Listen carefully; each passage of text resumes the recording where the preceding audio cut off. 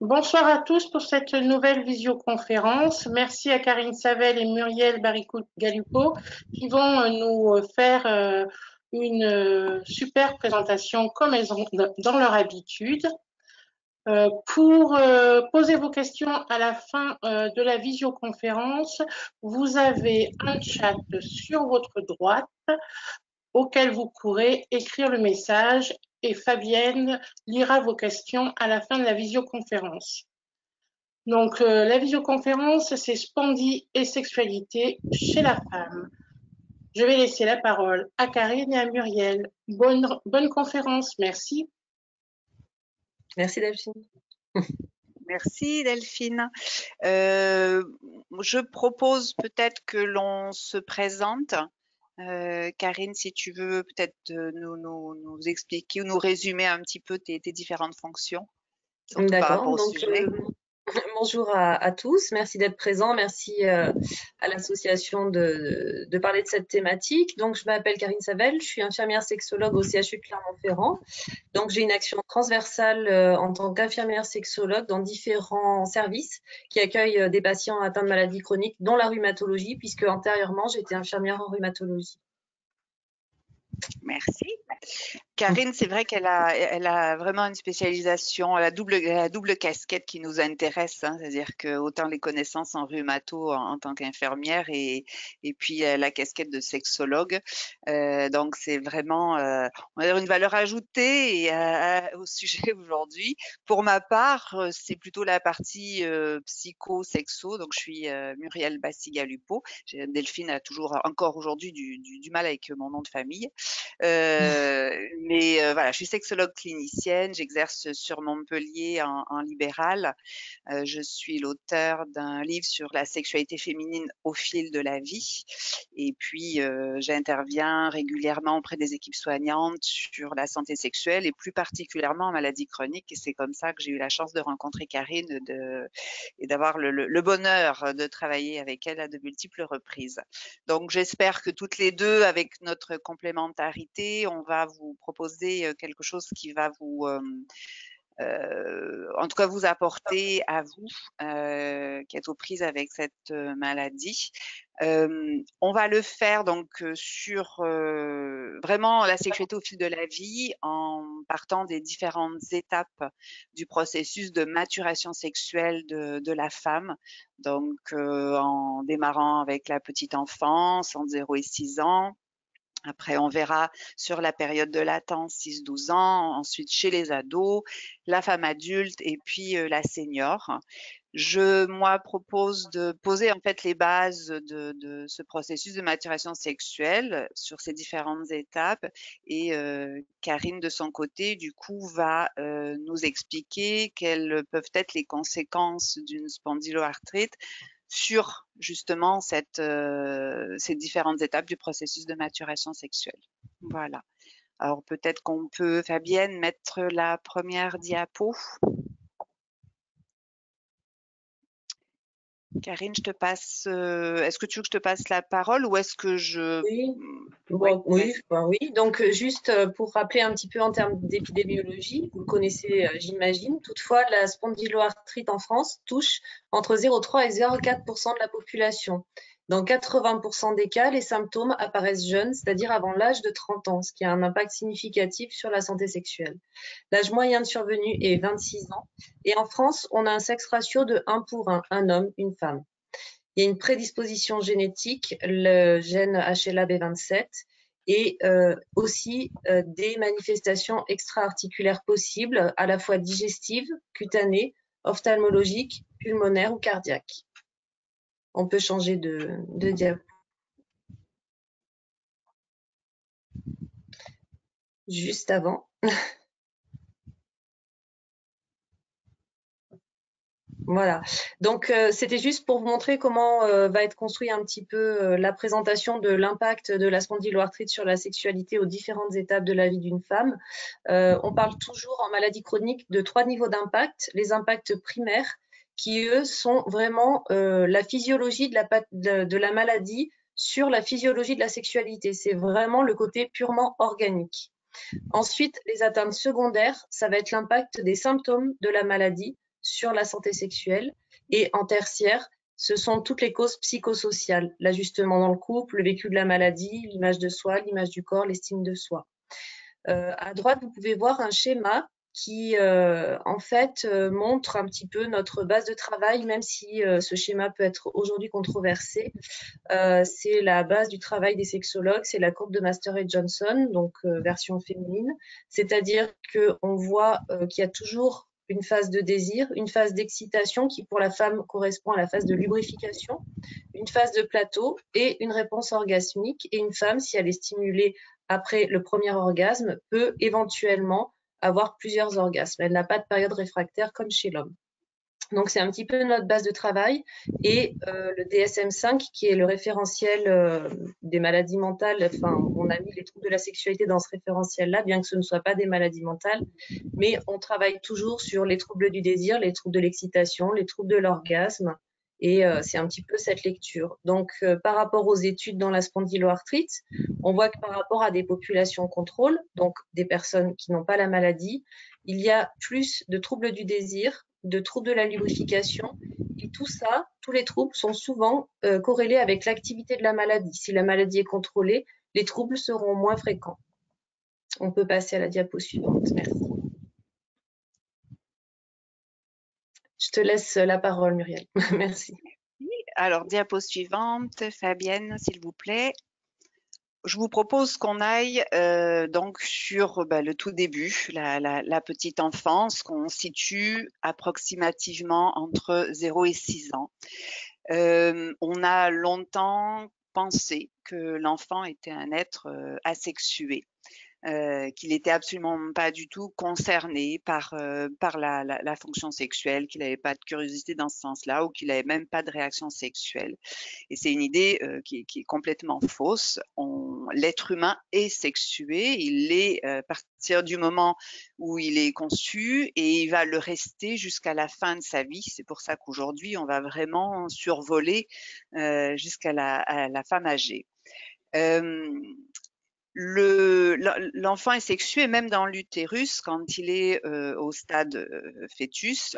L'enfant a déjà des réactions sexuelles génitales. On a la congestion au niveau des corps caverneux, au niveau du sexe masculin, mais on a exactement le même parallèle chez le bébé, enfin le fœtus féminin, qui va avoir une congestion des grandes lèvres, une congestion du clitoris. Ceci étant, c'est quand même beaucoup plus facile de voir à une échographie qu'il y a une congestion des grandes lèvres et du clitoris que chez le garçon qui peut avoir à ce moment-là le zizi en érection et qu'on va le voir clairement, et souvent ça permet d'identifier encore plus facilement le sexe du bébé à l'intérieur.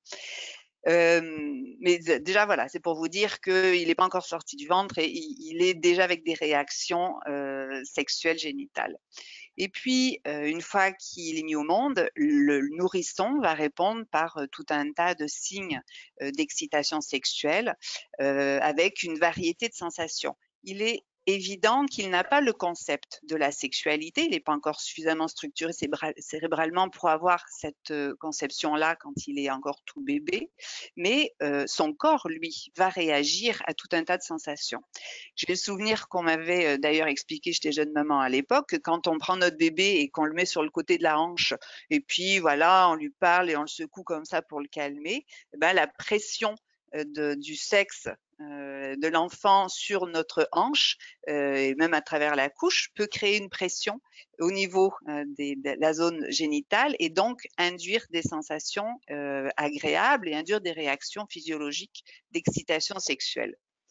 Après, c'est vrai que du coup, on se dit, oups, je vais peut-être plus le faire, bêtement, mais voilà, le nourrisson, il est vraiment réactif à tout un tas de sensations. Il va aussi explorer tout son corps. Hein. Il explore son gros doigt de pied, les doigts dans le nez, les doigts dans la bouche, il met les objets dans la bouche aussi.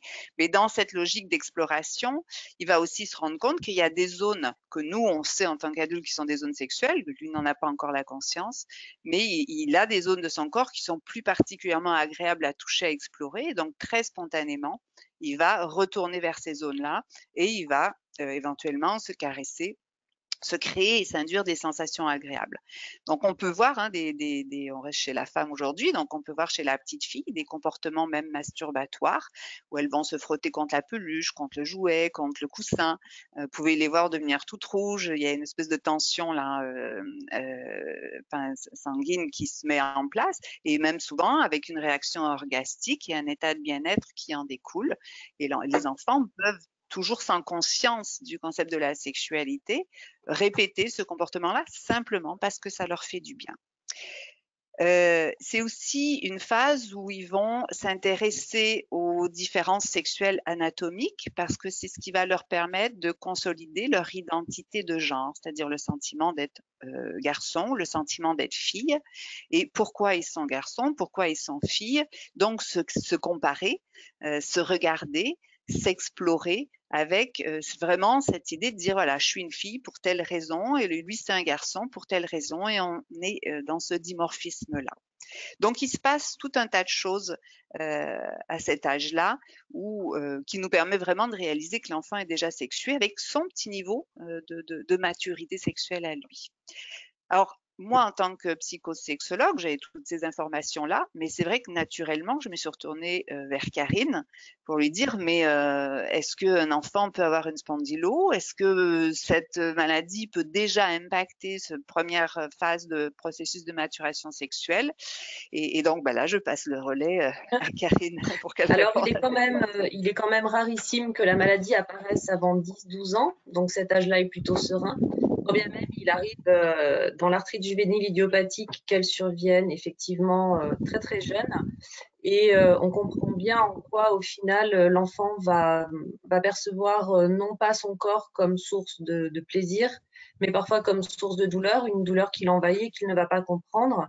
On peut aussi imaginer la réaction des parents qui vont être beaucoup plus en surveillance sur cet enfant et qui aura peut-être moins de latitude pour justement s'explorer ou aller avec ses amis, etc., avec des parents anxieux et donc très en regard de leur enfant.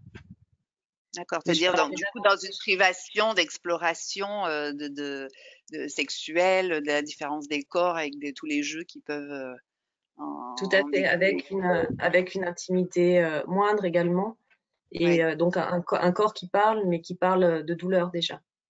D'accord, ok.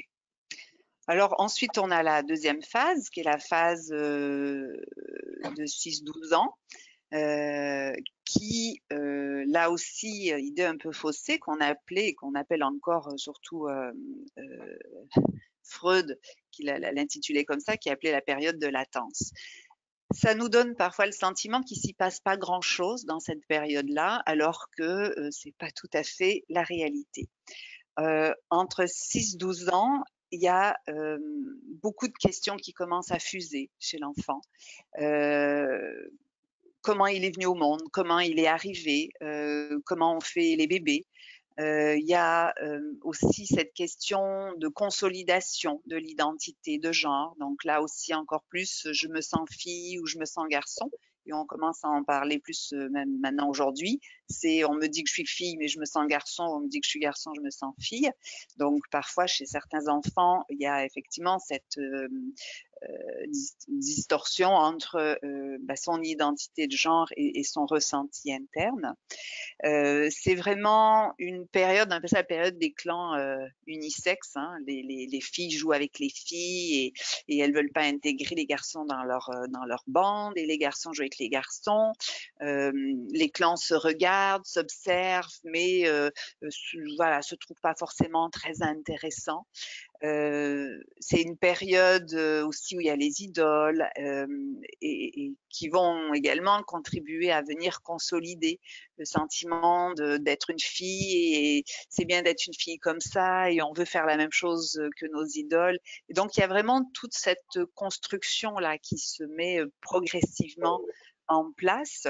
Il y a quand même un petit intérêt, mais je vous ai plutôt voilé par rapport au sexe opposé. On le regarde, on n'ose pas encore s'en approcher. On rigole des choses de la sexualité. Par contre, là, il commence à y avoir la conception de la sexualité. Qu'est-ce que ça veut dire? Qu'est-ce que ça peut vouloir dire? Peut-être plus sur la sexualité des grands. avec cet intérêt sur, ben oui, effectivement, comment un homme, une femme se rencontrent, c'est quoi faire l'amour. Ça les intéresse, en même temps, ça porte à rire. Donc, ça ricane assez facilement. Ça s'interroge sur ben, qu'est-ce que ça fait d'embrasser un garçon, tout en trouvant quand même ça dégoûtant. Mais voilà, quand même curieux progressivement de la chose. Puis, tout doucement, il y a cette préparation sur comment je serai comme adolescente, l'arrivée des premières règles, comment on se sent, comment on le sait. Ça, c'est quand on a reçu déjà quelques informations sur la matière. Pour d'autres, malheureusement, c'est quelque chose qui arrive comme ça et sur lesquels elles n'ont pas été prévenues. Donc, parfois, ça peut être un choc.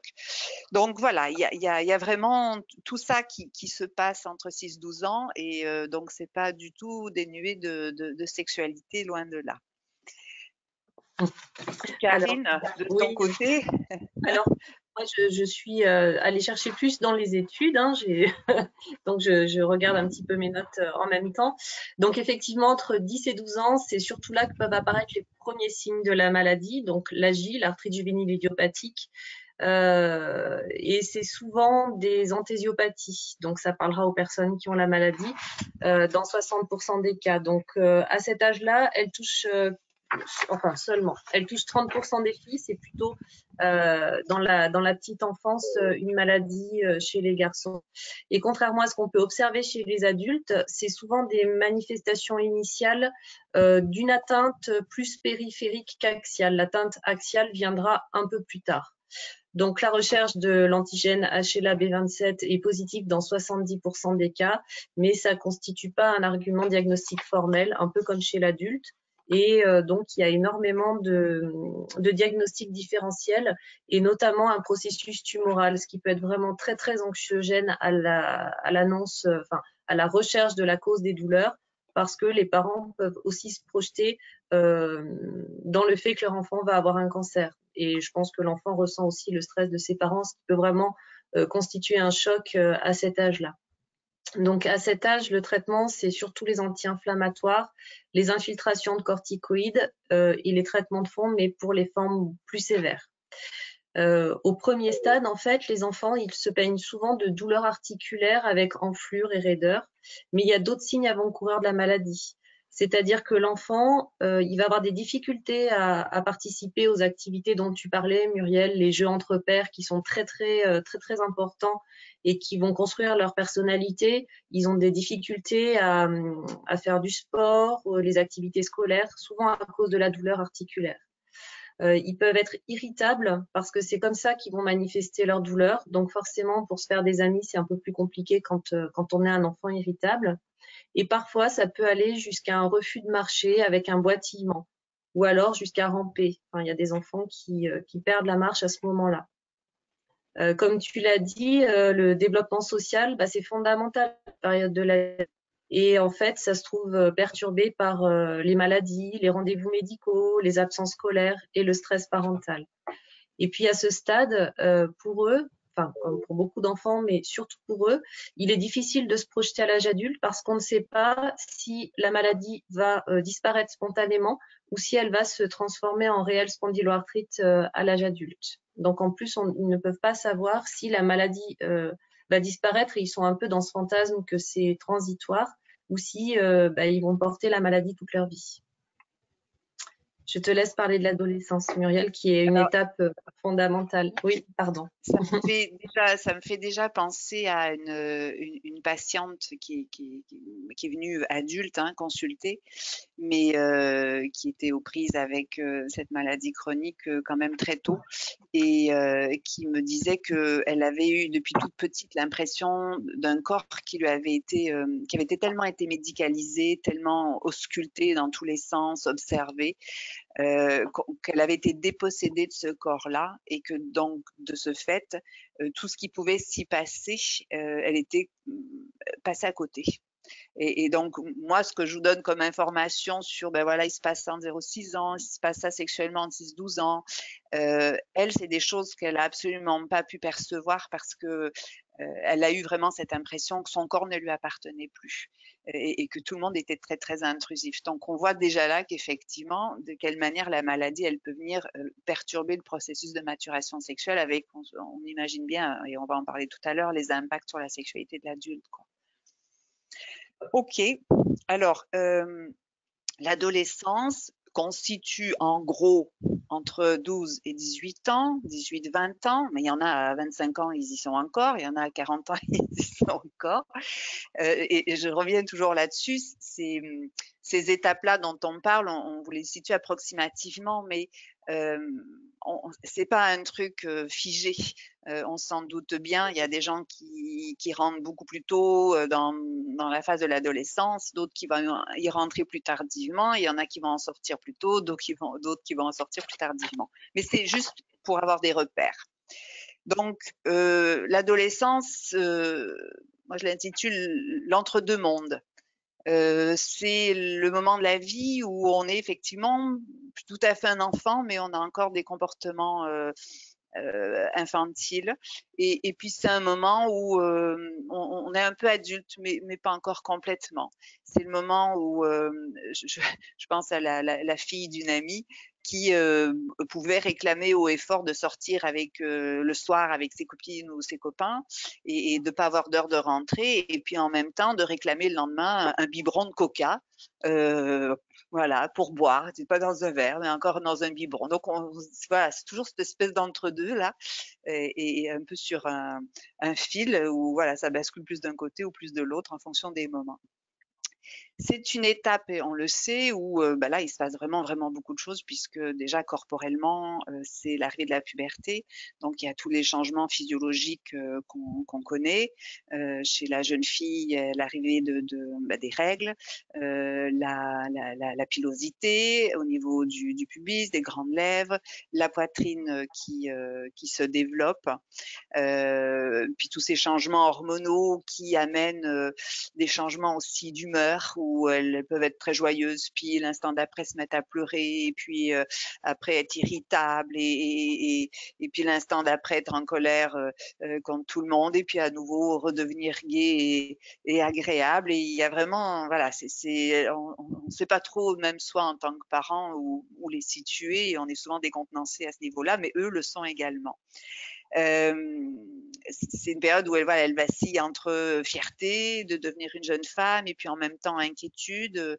Elles n'ont pas toutes d'ailleurs la même, comme je disais tout à l'heure, la même maturité pour vivre ces changements-là.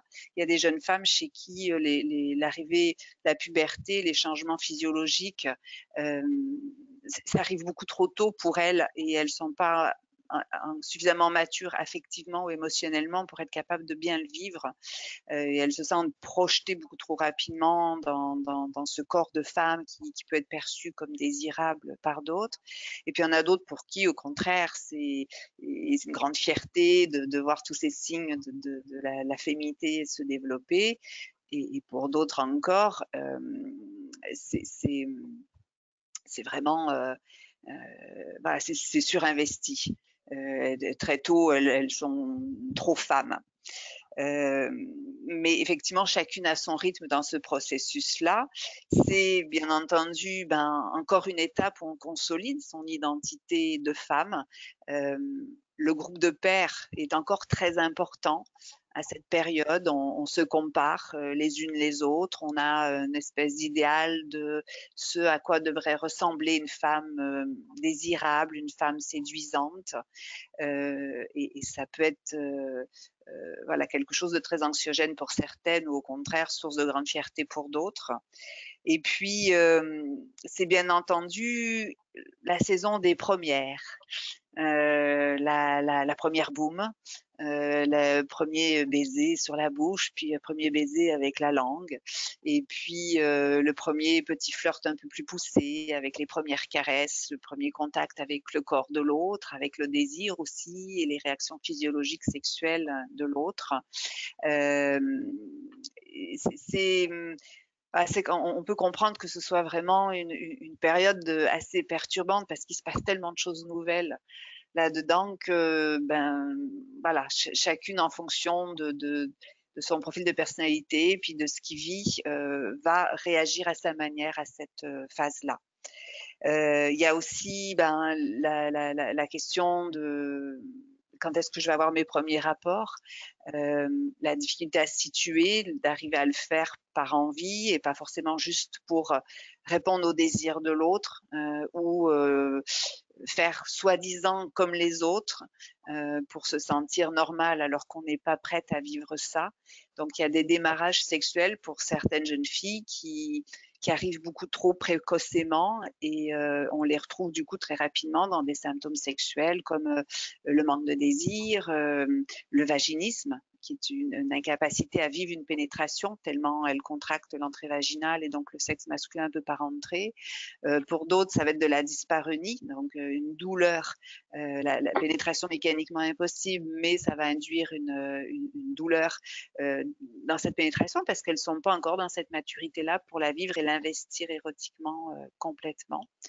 Voilà, donc on ne va pas tous loger à la même enseigne. Et puis la question de la contraception aussi, premier examen gynécologique, première méthode contraceptive, laquelle, préservatif, pilule, j'en parle à ma mère ou pas, comment elle va réagir. Donc voilà, il y a tout ça qui se passe et déjà en soi, sans même parler de la maladie, voilà, ça chamboule beaucoup de choses, vous l'aurez compris. Mais alors du coup, avec une spondyle, qu'est-ce que ça donne, Karine? Ça donne que, ajouté à toutes les difficultés dont tu parles, des difficultés se surajoutent, hein, puisque déjà, il y a les traitements à gérer. Donc, à cet âge-là, la plupart du temps, effectivement, c'est les anti-inflammatoires, donc avec éventuellement des douleurs à l'estomac en effet secondaire. Voilà. Ensuite, parfois, ça peut être des corticoïdes avec donc les effets secondaires, avec une prise de poids, ou alors le méthotrexate en seconde ligne, hein, qui peut générer des nausées, des chutes de cheveux éventuellement. Et sinon, après, si la forme est sévère, des biomédicaments avec des injections à pratiquer soi-même. Donc, on se rend bien compte que la prise en charge de ces patients à l'hôpital, elle doit être pluridisciplinaire et elle l'est, et que l'éducation thérapeutique, elle a toute sa place, comme toute maladie chronique de l'enfant, et qu'elle fait intervenir 3 acteurs en fait, hein, les professionnels de santé, les jeunes et aussi les parents. Et que l'attitude des parents, elle est primordiale par rapport au vécu de la maladie. Et souvent, les parents sont surprotecteurs par rapport à l'enfant et souvent essayent aussi de cacher un petit peu les réalités de la maladie, ce qui au final n'est pas bénéfique pour l'enfant. Les attitudes de surprotection ne sont pas bénéfiques parce que ça lui interdit de grandir, de savoir exactement ce qu'il en est et ça ne lui permet pas le détachement nécessaire à cet âge-là. Donc Jean-Paul Doumergue, qui est un auteur qui a écrit un très bel article sur justement les maladies chroniques à l'adolescence, il souligne effectivement que sous le couvert du secret, il peut y avoir vraiment des problèmes de communication entre les parents et l'enfant et que ces attitudes de surprotection, elles sont pas du tout bénéfiques et que le langage, par contre, lui, doit être adapté par rapport à ce qu'on a à transmettre. Mais aussi, l'enfant lui-même, il développe, l'adolescent va développer un savoir profane, un savoir qui va se créer lui-même et ça, il faut savoir le valoriser. En fait, l'idée, comme dans toutes les choses de l'adolescence, c'est de valoriser ce que l'enfant a acquis pour lui permettre de grandir sur le chemin qu'il a choisi lui-même.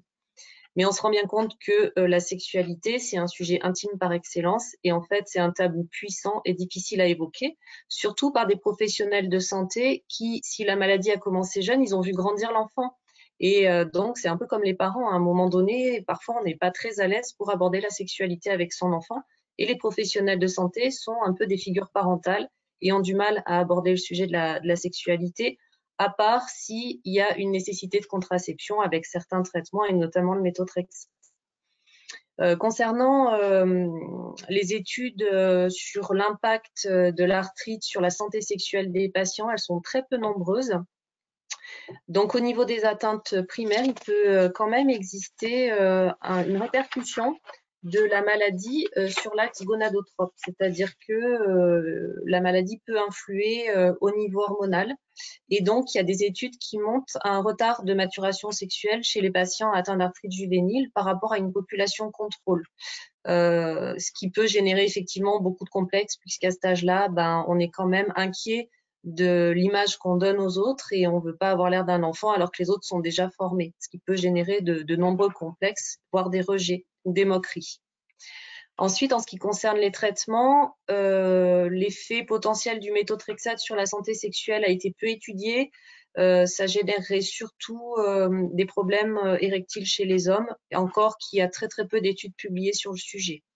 Les anti-TNF, eux, par contre, ils auraient un effet bénéfique sur la sexualité, mais parce qu'ils diminuent l'activité de la maladie. Et on a vu que les impacts étaient corrélés finalement au niveau d'activité de la maladie. Par contre, il ne faut pas méconnaître les effets secondaires des traitements symptomatiques pour la douleur, comme le tramadol, les morphiniques, ou l'automédication par le cannabis aussi pour gérer les douleurs. Hein. On sait qu'à cette époque, c'est l'époque des expérimentations. Et au final, au niveau cérébral, ça va faire comme une satiété sexuelle, puisque après le rapport sexuel, on sécrète naturellement des endorphines, ce qui fait qu'à un moment donné, on n'a pas forcément envie de réinitier un rapport sexuel juste après.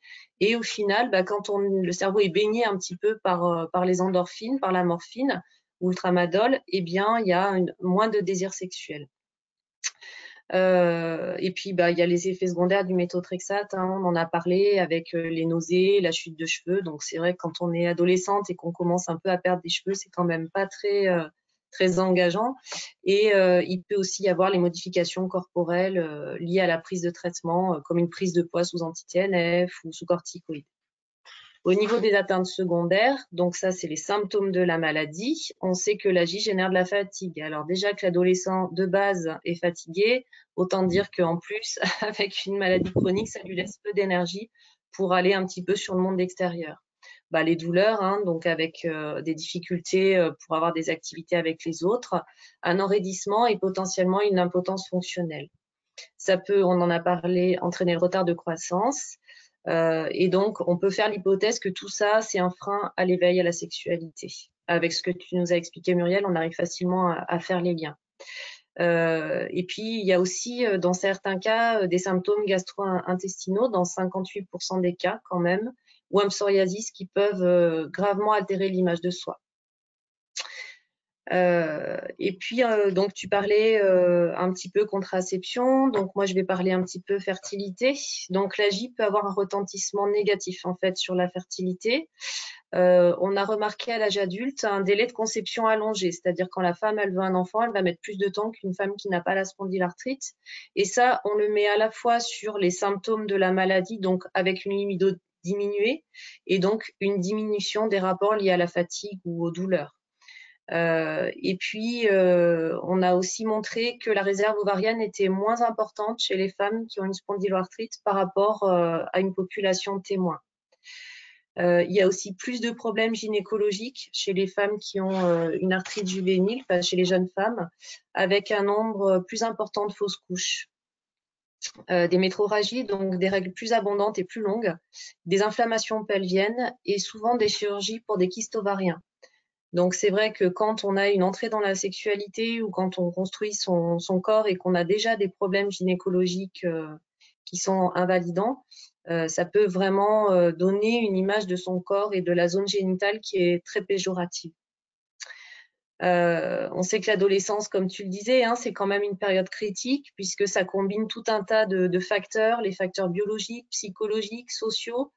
Et ça va leur permettre de passer de l'enfance à l'âge adulte. Et tous ces facteurs exposent à des risques supplémentaires, c'est-à-dire la consommation de substances, parce que on se sent un peu mieux quand on a bu, quand on a fumé un joint ou quand on a consommé d'autres produits.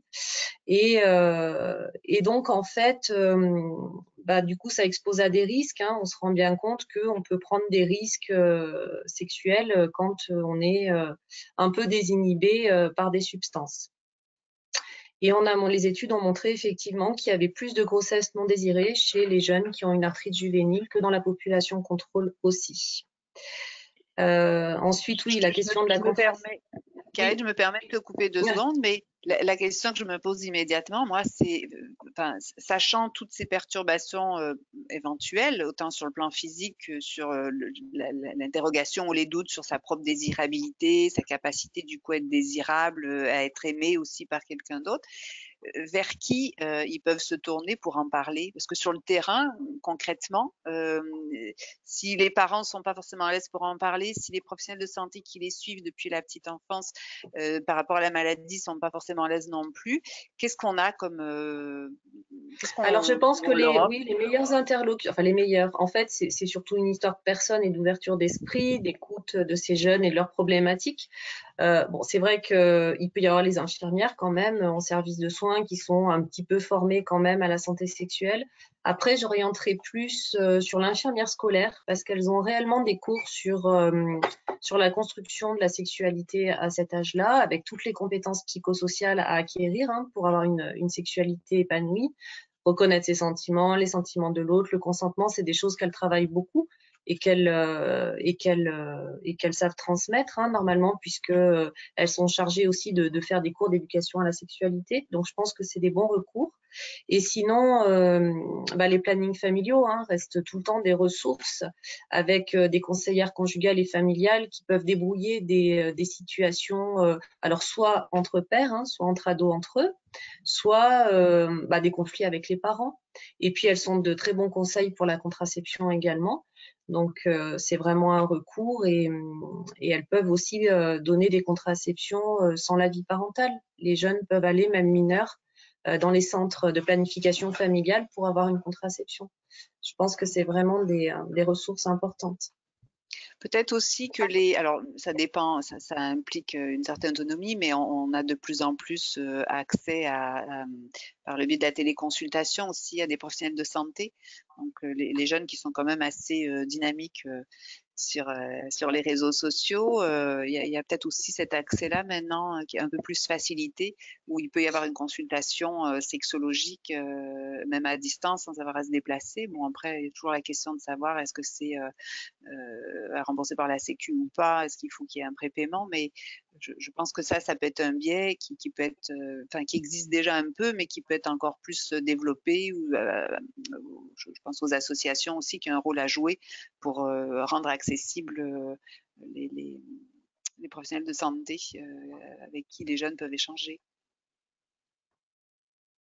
Oui. Après, c'est vrai que l'accès à la téléconsultation, ça demande quand même une participation parentale et pour le coup, il faut qu'il y ait déjà un dialogue qui soit ouvert entre l'ado et les parents. Donc, tout est la question de dans quel environnement a grandi le jeune ou la jeune femme, et savoir l'ouverture d'esprit que ses parents ont et ce qu'ils sont prêts à investir temps, en énergie, en argent pour permettre cette consultation. C'est pour ça que j'imaginais plus des personnes de proximité où la personne puisse y aller sans forcément en parler à ses parents. Mais effectivement, c'est on trouve des moyens à terme à ce qu'il y ait, comme pour le planning, mais qu'il y ait des services qui soient rendus accessibles pour les jeunes, de la même manière qu'on crée des services téléphoniques où on peut répondre aux gens, mais qu'il y ait quelque chose de cet ordre-là qui puisse aussi exister pour guider, orienter les jeunes, en tout cas leur donner un espace de parole et d'information. Après, il y a dans la stratégie nationale en santé sexuelle, donc c'est les axes qui vont émerger là dans les prochaines années. Ils veulent répertorier tous les sites internet qui sont éducatifs en termes d'éducation à la santé sexuelle, dont le très bon site en France qui s'appelle On s'exprime, SEX, On s'exprime, où effectivement ils peuvent trouver beaucoup d'informations avec une approche globale tant sur les sentiments, la relation à l'autre, que sur la génitalité, contrairement à d'autres sites qui sont catastrophiques comme Orgasme et moi, où on apprend plus, on montre des pratiques sexuelles plus que la relation à l'autre, puisque avant de parler de relations sexuelles, il faut quand même parler de relations. Et voilà, donc il faut être aussi vigilant à cet âge-là sur quelles sont les sources d'information de l'enfant, parce que, et d'autant plus quand on a une maladie chronique, c'est difficile de coller à un modèle, on veut coller au modèle. Et d'ailleurs, il y a un article intéressant aussi qui montre que la souffrance, elle est plus grande parce que la maladie, elle n'est pas visible. Donc, les jeunes, ils ont mal, ils supportent, mais ils veulent quand même vraiment s'apparenter au groupe de pairs. Et ils ont tendance à cacher et à prendre sur eux-mêmes. Que quelqu'un qui serait vraiment en situation de handicap visible avec un fauteuil, des appareils, etc., le vivra moins difficilement parce qu'il saura que de toute façon, il ne peut pas coller à l'image du groupe de pairs et le groupe de pairs prendra davantage soin de la personne. D'accord. Très bien. On passe à la Oui. femme adulte avec la diapo suivante, s'il vous plaît. Merci. Alors, femme adulte, donc on la situe à peu près entre 20 et 40 ans. J'ai envie de dire, dans l'idéal, ça pourrait être, parfois l'idéal de chacun, ça vaut ce que ça vaut, mais dans l'idéal, en tout cas, souvent on situe cette période-là où il y a une construction à différents niveaux. Il y a une construction en tant que femme déjà, hein, donc le fait de plus se sentir petite fille, plus se sentir jeune fille, mais vraiment de rentrer dans le statut de la femme adulte, avec une affirmation plus prononcée de sa sexualité, de ses désirs, du plaisir, avec une découverte, une exploration dans tout ça. C'est aussi une période de la vie où on explore un peu les relations amoureuses et puis il y a un moment donné où on s'installe de façon plus durable dans une relation amoureuse, où pour beaucoup d'entre nous, on rentre dans un projet également familial, avec voilà, on vit en couple, on a des enfants. C'est une période qui correspond aussi à une construction professionnelle, à une construction matérielle, financière. Donc, il y a beaucoup de projets et beaucoup de choses qui se construisent et qui vont accaparer énormément le temps et l'énergie de la femme. Et toutes ces informations sont bien entendu susceptibles déjà de venir perturber la sexualité, c'est-à-dire que sans même être atteint d'une maladie, quelle qu'elle soit, il y a déjà pas mal de choses qui peuvent potentiellement venir perturber les réactions sexuelles. Bien entendu, moi, en tant que psychosexologue, c'est un créneau d'âge que je vois beaucoup, je reçois beaucoup en consultation. Chez la femme, ce que je remarque, c'est qu'on a beaucoup de pertes de désir qui sont liées à l'installation dans une relation amoureuse de durée. C'est-à-dire qu'une fois que les premiers moments passionnels d'un début de relation avec la phase de conquête, de séduction, de nouveauté, le manque de l'autre, le plaisir à retrouver l'autre. Une fois que cette phase-là s'arrête, c'est malheureux mais c'est une réalité, et qu'elle laisse place à un amour plus profond, mais un peu moins passionnel, eh ben on a souvent une chute de désir, hein, comme si la femme avait du mal à aller chercher d'autres types de stimulants que la conquête, la séduction, la nouveauté, et que installée dans un quotidien de vie, dans une relation amoureuse sécurisante, ben elle a plus ces stimulants en désir et on a un désir qui est un peu en chute. De ce désir qui peut être en chute, ben forcément, on peut avoir une excitation qui va avoir plus de mal à s'enclencher, l'orgasme qui peut effectivement être difficile d'accès chez beaucoup de femmes, une sexualité qui n'est pas toujours verbalisée simplement. On parle quand même de plus en plus de la sexualité, en tout cas de la santé sexuelle, mais c'est pas pour autant que la sexualité est communiquée facilement au sein du couple. Donc ça reste souvent encore un sujet tabou et difficile à aborder, et alors encore plus quand il y a une problématique sexuelle qui vient se greffer dessus. Après, on dit aussi l'arrivée des enfants, c'est beau les enfants, mais c'est pas forcément très érotique. Donc ça peut être un vrai perturbateur. Il y a une perte de liberté, les rapports deviennent programmés le matin avant que les enfants se lèvent, le soir une fois qu'ils sont endormis, ou éventuellement à la sieste quand il y a un créneau qui se présente. Puis il faut pas qu'il y en ait qui soient malades, puis l'autre qui soit enrhumé. Et puis il y a la fatigue, et la fatigue qui est liée au fait que Superwoman, si elle veut tout construire, tout gérer, être parfaite partout à la fois, c'est compliqué. Et très souvent, la sexualité chute et se retrouve reléguée au dernier plan de ses préoccupations. Donc, ça, c'est déjà notre clinique sexologique quotidienne par rapport à ce créneau d'âge. Donc, on se dit, alors, avec une maladie chronique comme la spondilo, qu'est-ce que ça peut donner ? Alors, ça À toi, donne que, Karine. effectivement, ce qui est important à savoir quand même dans cette tranche d'âge, c'est que dans la moitié des cas, la spondyloarthrite, elle survient entre 20 et 30 ans. Donc, c'est vraiment une tranche d'âge où la maladie apparaît. Et en fait, elle demande beaucoup de ressources par rapport à déjà tout ce que tu as évoqué, Muriel, puisqu'en fait, ça va demander de s'adapter à une situation qui va quand même bouleverser leur vie. Apprendre à gérer les douleurs, accepter la diminution des capacités fonctionnelles pour certaines, gérer la fatigue, les émotions négatives, diminuer les activités dans les périodes de poussée, donc s'adapter en plus des poussées qui sont totalement imprévisibles et pour le coup des projets qui sont faits et qui parfois doivent être vus à la baisse le matin même.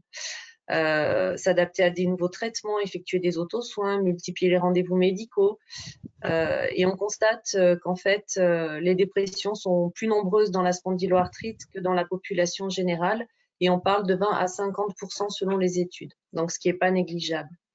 Après, quand on réfléchit sur les différents niveaux d'impact, les impacts primaires sont quand même rares et plus en relation avec une comorbidité comme un diabète ou une maladie cardiovasculaire, qui est quand même plus fréquente dans les maladies inflammatoires.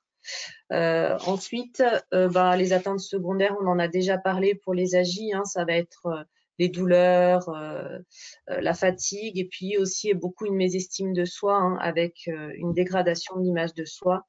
Et ce qui est vraiment très important à cet âge-là, ça va être la relation avec le conjoint.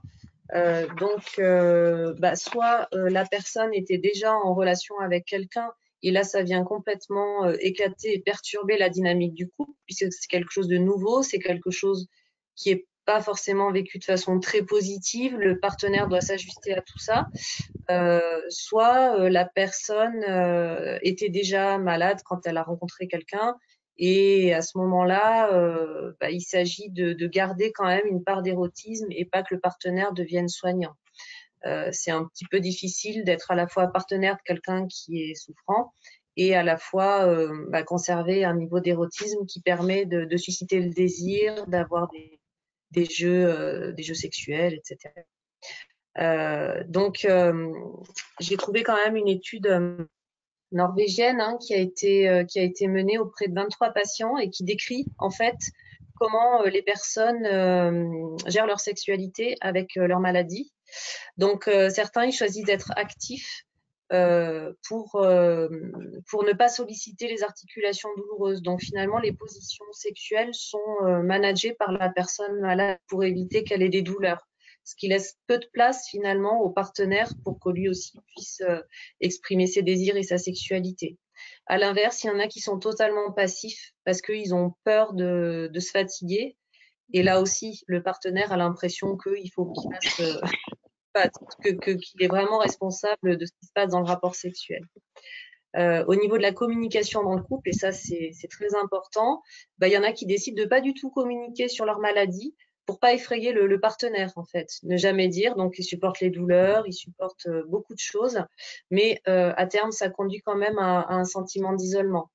Alors qu'en fait, trop communiquer, tout le temps dire non, là j'ai mal, je suis fatiguée, enfin tout le temps trop communiquer, ça peut aussi bloquer le partenaire complètement parce qu'il va penser qu'à chaque fois, il va être source plus de douleur que de plaisir et ça peut générer une baisse de libido chez le partenaire.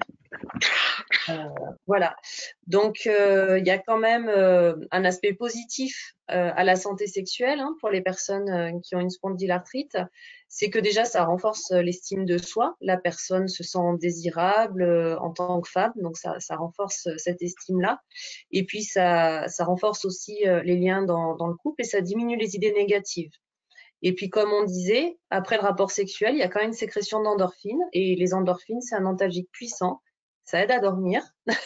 Et pour des gens qui ont des troubles du sommeil et des douleurs, eh bien moi j'ai eu des patients qui ont témoigné que ils se servaient finalement de cette stratégie-là du rapport sexuel pour être bien après et que ça c'était leur stratégie pour gérer les douleurs.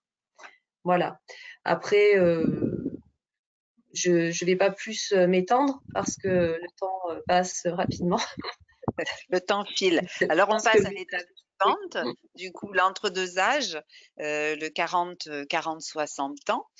C'est un peu l'amour et la sexualité à l'épreuve du temps. Il y a des couples qui se sont perdus en cours de route et qui se sont installés dans des nouvelles relations. Il y a des couples qui sont toujours ensemble avec effectivement comment on fait pour entretenir un désir avec les années qui passent, le quotidien, avec ce qui nous enquiquine de l'autre et avec lequel on doit s'organiser. Il y a la fameuse crise de la quarantaine qui se produit pas forcément pile poil à 40 ans, mais en tout cas dans cette à l'approche ou en tout cas dans cette tranche d'âge-là, avec tout un tas de remises en question, qui suis-je, où vais-je, que fais-je, et ça peut être assez déstabilisant. Il y a les enfants commencent à être grands, même pour certains, les enfants quittent sauf s'ils s'appellent Tanguy, mais alors quittent le domicile familial. Donc on a ce qu'on appelle parfois le syndrome du nid vide, c'est-à-dire que la femme qui a surinvesti son rôle maternel et qui a oublié de s'occuper d'elle et qui a oublié de s'intéresser à la femme qu'elle est avec tous ses centres d'intérêt et ce qui lui permet de se sentir exister vivante, le départ des enfants et le syndrome du nid vide, c'est vraiment un coup. Et ça peut même induire des états dépressifs, un couple qui se retrouve face à face et qui ne sait plus trop comment fonctionner ensemble. Donc l'approche aussi de la retraite, sentir l'âge qui avance, se sentir vieillir, avoir peur de ne plus être désiré, de plus être désirable. La ménopause, avec tous les changements qu'elle peut induire, autant sur le plan hormonal, physiologique et avec ses répercussions potentielles sur la sexualité. Donc on voit que là aussi, c'est encore une période de la vie où la sexualité peut être secouée par tous ces éléments-là. Alors avec une maladie chronique, à toi Karine. Bon, je ne vais pas répéter tout ce que j'ai dit avant, puisque finalement, tout le temps se répètent les mêmes choses.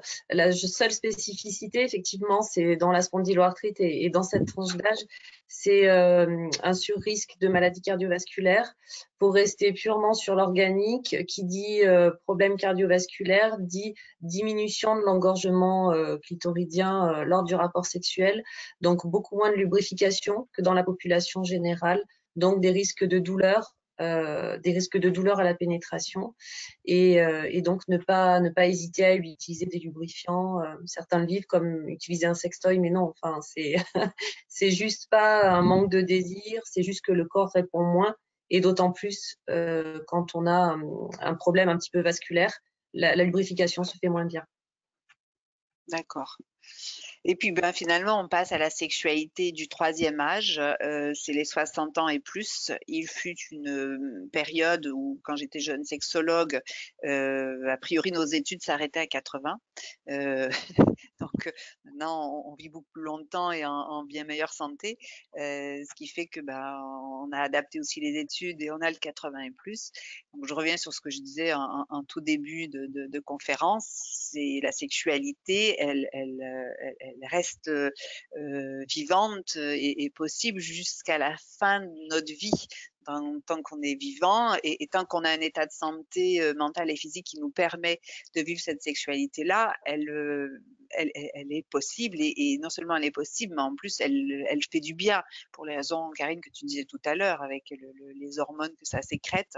Voilà, ça induit un état de détente et puis ça permet aussi de garder le corps actif en sollicitant les différents organes, les poumons, les muscles. C'est aussi simplement le contact de corps à corps, la sensation de chaleur, de se sentir encore désiré, aimé par quelqu'un. C'est des ressentis qui sont apaisants. Maintenant, bien entendu, là aussi, il y a des éléments qui sont liés à cette période de la vie qui peuvent venir perturber la sexualité, que ce soit la retraite et la façon dont on choisit de la vivre. Ça peut être du coup ce face-à-face-là entre deux conjoints où il n'y a plus le travail et les enfants, comme je disais tout à l'heure, pour occuper. Et des fois, ça oblige le couple à se redéfinir et à se repositionner. la lassitude aussi potentielle de ce vécu avec ce partenaire sur la durée, ou même le veuvage, hein, le partenaire qui disparaît et la femme qui se retrouve seule. Et ça se pose la question de savoir est-ce qu'elle a le droit à nouveau à une vie amoureuse, à nouveau à une vie sexuelle, ou est-ce qu'elle n'est pas trop vieille, ou est-ce qu'elle ne devrait pas s'occuper des petits-enfants. Ça, c'est des mythes qui sont encore tenaces et que même certains de nos professionnels de santé vont donner comme conseil à leurs patientes en leur disant mais enfin madame, à votre âge, occupez-vous de vos petits-enfants, allez jardiner, c'est très bien comme ça, alors que madame, elle ne serait pas contre prendre une vie amoureuse et reprendre, ou en tout cas poursuivre une vie amoureuse et sexuelle, même si ça implique un changement de partenaire. Donc là aussi, beaucoup de perturbateurs potentiels. Les réactions physiologiques, hein, sur le plan sexuel, ne serait-ce que liées au vieillissement, tout est possible, mais tout est plus lent. Donc, mais tout reste possible. Donc, le droit à l'amour et à une sexualité, quel que soit l'âge, je pense que c'est, en tout cas à mon sens, l'élément qui est à retenir. Je ne sais pas toi ce que tu en Alors, penses, je pense Karine. que oui, effectivement, dans cette tranche d'âge, effectivement, on privilégie le qualitatif, pardon, au quantitatif, hein, contrairement au début de la vie où on expérimente, etc. Là, on est vraiment sur du qualitatif. Ça permet aux personnes avec des réactions sexuelles moins vives de vraiment érotiser l'ensemble de leur corps, de sortir un petit peu du génital. Donc ça aussi, c'est pas inintéressant de continuer à s'intéresser, à prendre du plaisir avec son corps, avec le corps de l'autre, même à un âge avancé. Les études ont montré qu'on vivait plus vieux quand on maintenait une vie affective et sexuelle. Donc voilà, c'est un facteur de longévité. Et toute la problématique actuelle qui va se poser pour nous, Muriel, ça va être les couples recomposés avec souvent des différences d'âge importantes et pour le coup des ajustements à faire, à trouver, à créer. Et comme je le disais en toute première diapositive, c'est vrai que cette courbe de Master et Johnson, elle est très axée sur la sexualité avec pénétration et qu'il y a toute une autre sexualité à inventer. Et c'est ce qu'on travaille beaucoup, et j'imagine toi aussi, avec des personnes qui ont un handicap ou une maladie chronique, c'est de sortir de ce mythe de la pénétration. La pénétration, elle sert à se faire plaisir, mais surtout à faire des bébés. Et que quand on a passé ce stade ou qu'on n'a pas forcément le désir d'avoir un enfant, on peut tout à fait composer avec une sexualité qui ne soit pas que pénétrative. Ce n'est pas le but ultime du rapport sexuel d'avoir une pénétration, et c'est vraiment le message à faire passer. Parfait. Merci Delphine, Fabienne. On vous du coup rend le micro, savoir s'il y a des questions qui ont été posées auxquelles on pourrait répondre. Et déjà, merci Karine et Muriel pour ce bel exposé qui, j'espère, a enlevé certaines angoisses et certaines peurs en tant que nous, malades spondylarthritiques. Donc, on va demander à Fabienne si elle a des questions. Alors, nous avons une première question. Les biothérapies type anti-TNF et anti-TNF IL-17 peuvent-elles entraîner une baisse du désir sexuel et des troubles de l'orgasme, voire absence d'orgasme? Peuvent-elles également entraîner de fortes bouffées de chaleur, effets secondaires mentionnés dans la liste des effets secondaires? Merci de votre réponse. Je crois, Karine, c'est une question pour toi. Alors, a priori, pas à ma connaissance. Après, c'est des traitements. Alors, le problème, je dirais que les effets secondaires sexuels des traitements, c'est que ils sont pas toujours recherchés et que pour le coup, s'ils existent, il faudrait faire une déclaration en pharmacovigilance pour que soient répertoriés ces problèmes-là. Après, comme je vous le disais, s'ils améliorent vraiment la symptomatologie de la spondyloarthrite, globalement, ils sont plutôt bénéfiques sur la sexualité qu'avec des effets secondaires négatifs. Donc, concernant les anti-L17, moi, j'ai pas connaissance d'effets secondaires tels que vous le décrivez en termes de diminution d'orgasme ou de baisse de libido. Par contre, s'ils ont un effet sur l'activité de la maladie, ils seraient plutôt bénéfiques. Dans tous les cas, si la personne pense que ce médicament a un effet secondaire tel qu'il est décrit. C'est pas non plus impossible, hein, parce qu'il faut avant tout écouter les patients. C'est quand même eux qui vivent le médicament, la maladie, etc. Il faut vraiment engager une discussion avec le professionnel de santé, ne pas arrêter soi-même le traitement. Et il y a des ajustements qui peuvent être faits en termes de fréquence d'injection, diminution des doses, etc. On le voit beaucoup ça avec le méthotrexate parce que parfois il y a des hommes qui sont gênés avec ce médicament. Et il faut vraiment le discuter avec les professionnels de santé. Il y a toujours des ajustements possibles. Déjà en recherche de cause, et puis ensuite en ajustement des traitements. Et puis parfois, moi je vois des personnes qui mettent tout sur la maladie, les traitements. Et puis quand on décortique un petit peu, en fait, il y a quand même aussi des causes psychosociales qu'il faut pas ignorer. Avec des problèmes parfois qui étaient antérieurs même à la maladie. Et puis les gens, ils n'ont pas forcément perçu que le problème était présent depuis longtemps. Et quand voilà, il y a un nouveau traitement, et après, on a tendance à mettre beaucoup de choses sur les traitements, sur la maladie. Et c'est pour ça que c'est intéressant de décortiquer suivant les atteintes primaires, secondaires et tertiaires. Mais les anti-TNF, les anti-L17 n'ont pas, à ma connaissance, d'impact sur vraiment l'anatomie, physiologie de la sexualité. Mais si c'est un symptôme qui est vécu comme perturbateur, douloureux et embêtant, il faut vraiment engager une discussion avec les professionnels de santé sur ces aspects-là. Une autre question, Fabienne? Non, là actuellement pas d'autres questions. D'accord.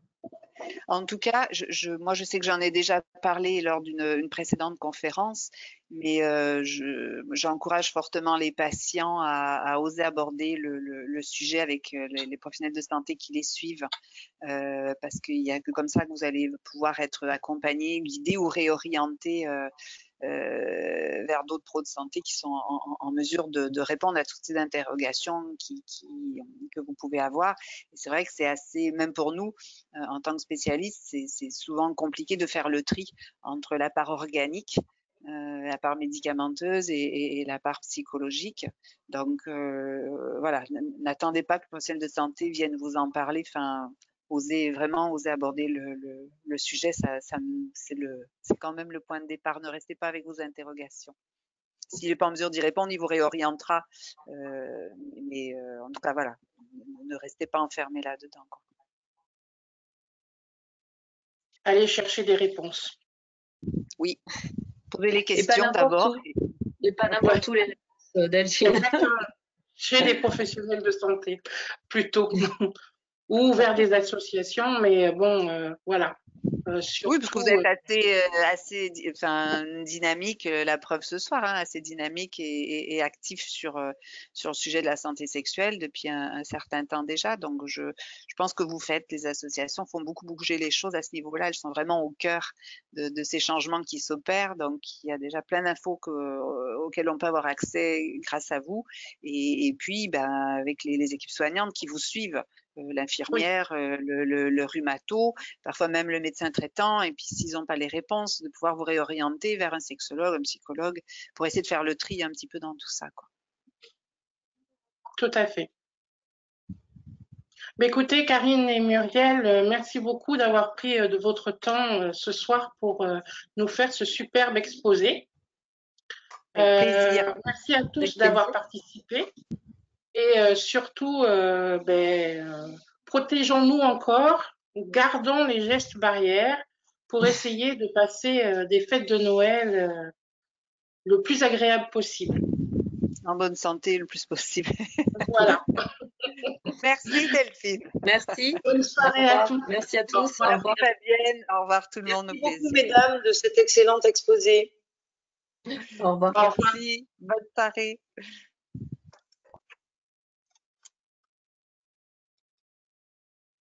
Du coup, je sais pas, c'est... Hop.